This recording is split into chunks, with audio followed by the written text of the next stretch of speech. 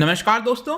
Genocide जिसको नरसंहार कहा जाता है, कोई भी देश इसको एक्सेप्ट नहीं करना चाहता। फॉर एग्जांपल, अगर कंट्री ए है, कंट्री ए के द्वारा 100-200 साल पहले जब भी यहां पर जेनोसाइड किया गया होगा कंट्री बी के अंदर, तो आज भी वो जो देश है कंट्री ए है उसको एक्सेप्ट नहीं करेगा, क्योंकि एक तरह का धब्बा कहा जाता है।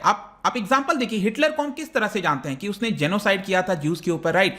अभी आप एक एग्जांपल देख सकते हो, रिसेंट का एग्जांपल आया था कि टर्की जो है वो एक्सेप्ट नहीं करता है कि अर्मेनियंस के ऊपर उसने जेनोसाइड किया था। ऑल्दो रिसेंटली यहां पर जो बाइडन, जो यूएस के प्रेसिडेंट है, उन्होंने फाइनली एक्सेप्ट किया कि टर्की के द्वारा जेनोसाइड किया गया था अर्मेनियंस के ऊपर, क्योंकि अर्मेनियंस कोशिश कर रहे थे, बार बार कह रहे थे यूएस से कि आप भी इस चीज को रिकॉग्नाइज करिए। तो यूएस ने रिकॉग्नाइज कर लिया, लेकिन टर्की आज भी उसको नहीं मानता है। अब यहां पर एक लेटेस्ट एग्जांपल आया है कि जर्मनी के द्वारा जो जेनोसाइड किया गया था नमीबिया में, मैं आपको इसके बारे में सब कुछ बताऊंगा, इसको फाइनली जर्मनी ने एक्सेप्ट कर लिया है। यहां पर आप देख सकते हो, जर्मनी रिकॉग्नाइजेस कॉलोनियल जेनोसाइड इन नमीबिया, कमिट्स 1 बिलियन यूरो इन रिपरेशंस। तो इसके बारे में मैं आपको डिटेल से बताऊंगा कि एग्जैक्टली ये हुआ क्या था नमीबिया के अंदर। और अफ्रीका में आपको तो पता ही होगा कि बहुत लंबे समय तक जो यूरोपियन पावर्स हैं उन्होंने कॉलोनाइज करके रखा हुआ था पूरे अफ्रीका को। सोचिए, इतना बड़ा अफ्रीका है। तो इस सबके बारे में मैं आपको बताने वाला हूं। चलिए आगे बढ़ते हैं। अगर आप यूपीएससी की तैयारी कर रहे हैं तो इसके बारे में सारी जानकारी आपको डिस्क्रिप्शन में मिल जाएगी,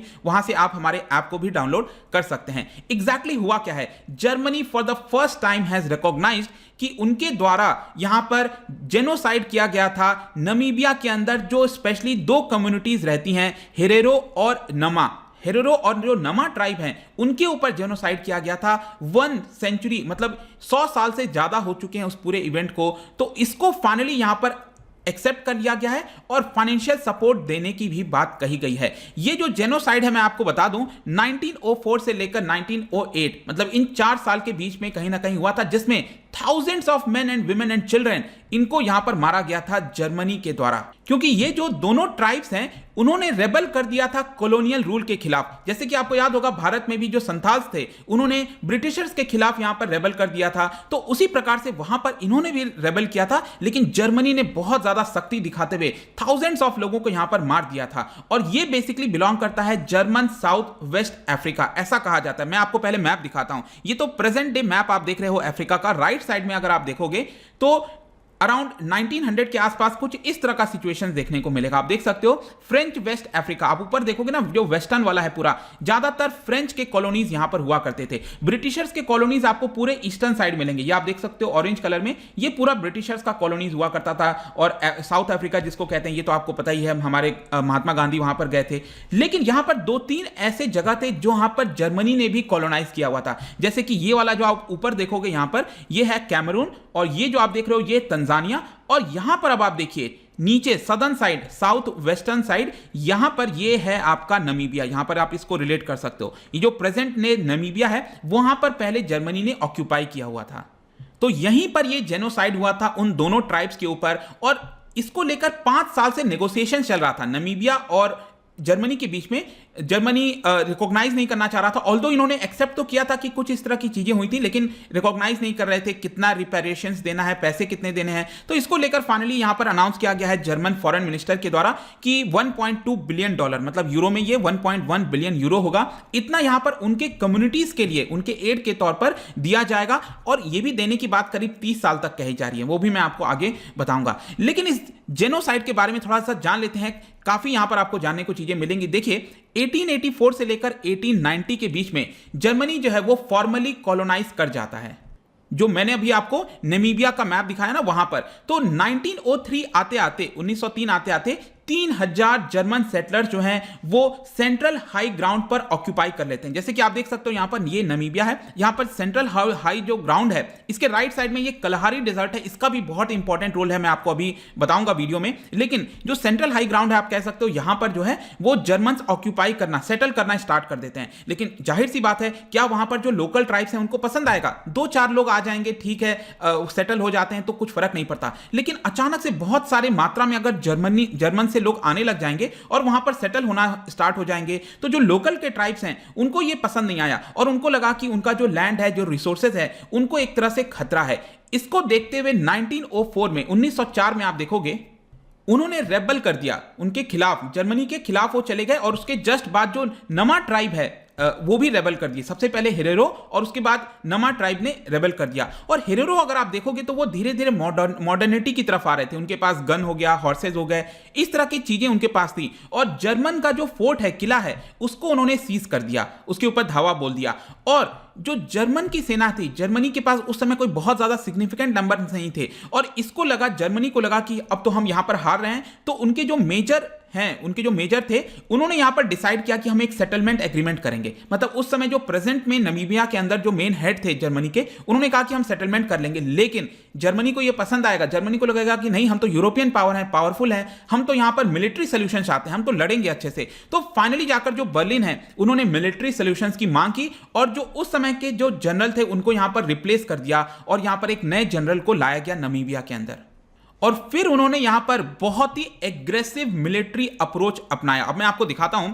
उन्होंने अपने ट्रूप्स को, अपनी सेना को बोल दिया कि जाओ, जहां पर भी आपको हेरेरो फाइटर्स मिलेंगे उनको जाकर यहां पर आप मारो और कॉर्नर करने की कोशिश करो। लेकिन मैं आपको बता दूं कि जब ये रेबल किया जा रहा था, तो जो हेरेरो जो रेबल्स थे, जो फाइटर्स थे, वो सभी लोग क्या कर रहे थे, कलहारी डेजर्ट के एज पर चले गए थे। मतलब कि ये यहां से शिफ्ट होके ये इस साइड आ रहे थे, कलहारी डेजर्ट के एज पर चले गए थे। तब इनको लग रहा था कि अब तो ये लोग आएंगे नहीं उनको मारने। तो यहां पर जब कहते हैं ना पीछे से वॉर करना, कुछ वैसा ही जर्मनी के द्वारा किया गया। तो जब यहां पर हेरेरो ट्राइब्स को लगा कि अब तो उनके ऊपर कोई खतरा सच है नहीं, तब जाकर यहां पर जर्मन के जो ट्रूप्स हैं उनके ऊपर हमला कर दिया। और आप देखोगे तो 80,000 हेरेरो उनके बीच में और जर्मन ट्रूप्स के बीच में फाइट हुआ, और इसको कहा जाता है बैटल ऑफ वाटरबर्ग। तो आपके एग्जाम में आ सकता है कि रिसेंटली बैटल ऑफ वाटरबर्ग न्यूज में था, ये किस चीज से रिलेटेड है। तो याद रखना है आपको, नमीबिया के अंदर जो हेरेरो ट्राइब्स हैं और जो जर्मनी ट्रूप्स हैं उनके बीच में हुआ था। कहां पर? ये नमीबिया के अंदर। ये बहुत इंपॉर्टेंट है। तो यहां पर उन्होंने क्या किया, बहुत सारा चेस किया, उनको मारा, और सिर्फ 15,000 ही सर्वाइव किया। आप जस्ट इमेजिन कर सकते हो, 80,000 में से सिर्फ 15,000 जो हेरेरो पीपल हैं वो यहां पर सर्वाइव करते हैं। इसको देखते हुए तुरंत यहां पर जो नमा कम्युनिटीज हैं वो भी यहां पर अटैक कर देती है जर्मनी के ऊपर, और 10,000 नमा कम्युनिटीज से के लोगों को भी यहां पर ब्रूटली सप्रेस कर दिया जाता है, मार दिया जाता है। क्योंकि जाहिर सी बात है, जर्मनी अगर अपना पूरा पावर दिखा देगा, उनके पास जो मॉडर्न टेक्नोलॉजी है, तो वो तो यहां पर मार ही देंगे। अगले 3 वर्ष तक, 1904 में ये सारी चीजें, 1804 में ये सारी चीजें स्टार्ट होती हैं, और अगले 3-4 वर्ष तक जो है कलहारी डेजर्ट में उनको भेज दिया जाता है, एग्जाइल कर दिया जाता है। कलहारी डेजर्ट ऑब्वियस सी बात है, यहां पर पानी नहीं है, तो थर्स्ट के मारे कई लोग मर जाते हैं, कई लोगों को कंसंट्रेशन कैंप में बंद कर दिया जाता है, फोर्स्ड लेबर कराया जाता है। तो बहुत ज्यादा प्रताड़ना की गई थी, पूरी तरह से ये जेनोसाइड था।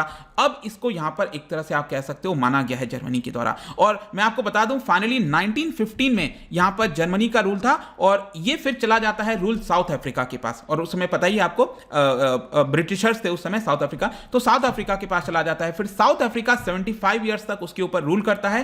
फाइनली जाकर 1990 में यहां पर नमीबिया को जो है इंडिपेंडेंस मिल जाती है। तो आई होप कि ये जो जेनोसाइड क्या था, किस तरह से हुआ, फाइनल क्या हुआ, वो आपको समझ में आ गया होगा। लेकिन अब क्या होगा, देखो अब यहां पर बताया जा रहा है कि अर्ली जून में यहां पर डिक्लेरेशन साइन किया जाएगा दोनों के द्वारा, नमीबिया और जर्मनी के द्वारा। उनके दोनों के पार्लियामेंट जो है उसको रेटिफाई करेंगे, दोनों के पार्लियामेंट के अंदर रेटिफिकेशन जाएगा। और जो प्रेसिडेंट हैं, ये बहुत इंपॉर्टेंट है, जो प्रेसिडेंट है जर्मनी के, मैं वॉइस जो चांसलर हैं जर्मनी की, एंजेला मर्केल, उनके बारे में बात नहीं कर रहा हूं। प्रेसिडेंट जैसे हेड ऑफ स्टेट होते हैं, वो क्या करेंगे, नमीबियन पार्लियामेंट के सामने वो माफी मांगेंगे। ठीक है, तो ये भी एक इंपॉर्टेंट चीज है। इसके अलावा यहां पर मैंने आपको ऑलरेडी बता दिया कि अगले 3 दशक तक, 3 डेकेड्स तक, 30 सालों तक, ये तो बहुत लंबा समय हो जाता है, 1.1 बिलियन यूरो जो है खर्च किया जाएगा, जो अलग अलग प्रोग्राम्स चल रहे हैं इन कम्युनिटीज के लिए। क्योंकि आज भी एक बार आप साइडलाइन कर दिए जाओगे कम्युनिटी से, तो बहुत वक्त लग जाता है आपको फिर मेन स्ट्रीम आने में। तो इन लोगों के प्रोग्रेस के लिए, उनको एफर्ट्स में वापस लाने के लिए ये दिया जा रहा है। लेकिन मैं आपको बता दूं, नमीबिया के अंदर ये जो हेरेरो और नमा ट्राइब्स के कई सारे जो मेंबर्स हैं, उन्होंने इस डील को क्रिटिसाइज किया है, और ये कहा है कि एक तरह का जस्ट पीआर स्टंट किया जा रहा है जर्मनी के द्वारा, इससे हमें ऐसा कोई फायदा मिलने वाला नहीं है। तो ये पूरा वीडियो था दोस्तों, जहां पर नमीबिया जो जेनोसाइड है, जिसमें जर्मनी का बहुत ही ज्यादा इंपॉर्टेंट रोल था, इसके बारे में आपको जानने को मिल गया होगा। जाने से पहले एक बहुत ही इंटरेस्टिंग क्वेश्चन आपके लिए लेकर आया हूं। आपको पता है कि जो हमारा अर्थ है, हेमिस्फीयर है, इसको हम इमेजिनरी लाइन के तौर पर 2 हेमिस्फीयर्स में बांटते हैं। तो ये जो बांटा जाता है, ये इक्वेटर बांटता है, राइट। क्या आप मुझे बता सकते हो कि साउथ अफ्रीका से जब इक्वेटर ये पास होता है साउथ अफ्रीका से, तो वहां पर एक रिवर है जो 2 बार कट करती है, 2 बार इक्वेटर को कट करती है। क्या आप मुझे बता सकते हो कौन सी रिवर यहां पर 2 बार इक्वेटर को कट करती है, क्रॉस करती है? इसका जो राइट आंसर है आपको पता ही है, मेरे इंस्टाग्राम पर तो आपको मिलेगा ही। अगर आप वहां पर नहीं हो कोई बात नहीं, टेलीग्राम से भी आप इसका सही उत्तर ले सकते हैं। मैं कई सारे एमसीक्यूज यहां पर डालता रहता हूं स्टोरीज के फॉर्म में, आप जाकर प्ले कर सकते हो। अगर आप पीडीएफ चाहिए किसी भी सोशल मीडिया पर भी आप मुझसे यहां पर जुड़ सकते हैं। अगर आप इकोनॉमिक्स की तैयारी कर रहे हैं, इकोनॉमिक्स पढ़ना चाहते हैं, यूपीएससी की तैयारी कर रहे हैं, तो इसके बारे में सारी जानकारी आपको डिस्क्रिप्शन में मिल जाएगी। आई होप कि ये वीडियो आपको पसंद आया होगा। मिलता हूं आपसे next time. Till then thank you very much, see you soon.